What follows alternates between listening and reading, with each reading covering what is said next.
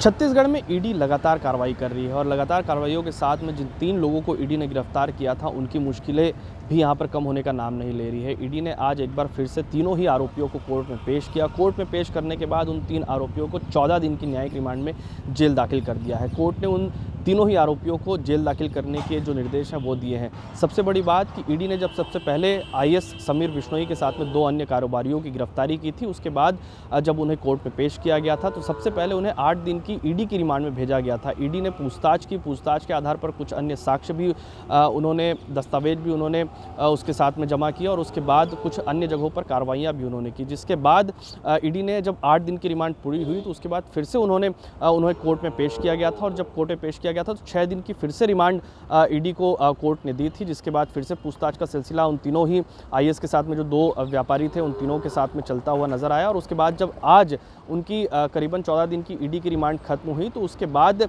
आज जब उन्हें कोर्ट में पेश किया गया था तो आज उन्हें जेल दाखिल करने के लिए फिर से कोर्ट ने रिमांड दे दिया है।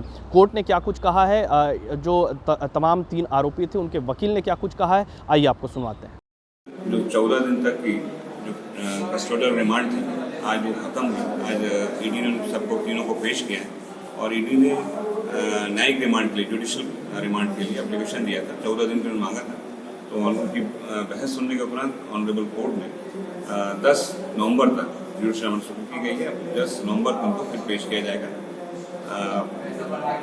जेल से।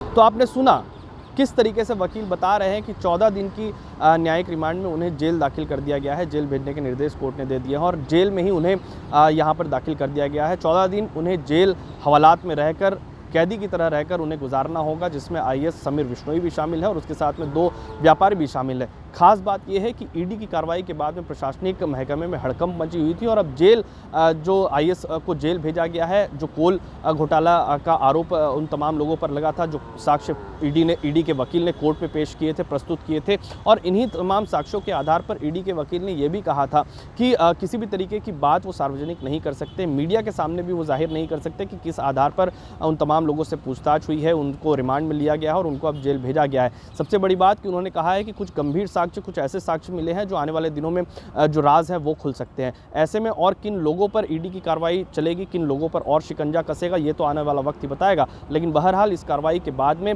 जो सवाल खड़े होते थे, लगातार कांग्रेस ये सवाल करती थी कि ईडी की कार्रवाई के बाद भी ईडी उन तमाम साक्ष्यों को सार्वजनिक नहीं करती है कि आखिरकार जो लोगों को पकड़ा गया है उनसे क्या कुछ मिला, किस तरीके से उनसे पूछताछ हुई है। कुछ अन्य बातें भी थी जो कोर्ट में वकीलों ने रखा है, पक्ष ने रखा है, आरोपी की तरफ से रखा गया था कि जो साक्ष्य प्रस्तुत किए गए थे वो सही नहीं थे। लेकिन बहरहाल अब उनको 14 दिन तक 14 रातें जो है वो जेल में गुजारनी पड़ेगी। उसके बाद आने वाले दिनों में और क्या कुछ खुलासे होंगे ये वक्त में ही पता चलेगा। छत्तीसगढ़ से TV9 के लिए अमित मिश्रा।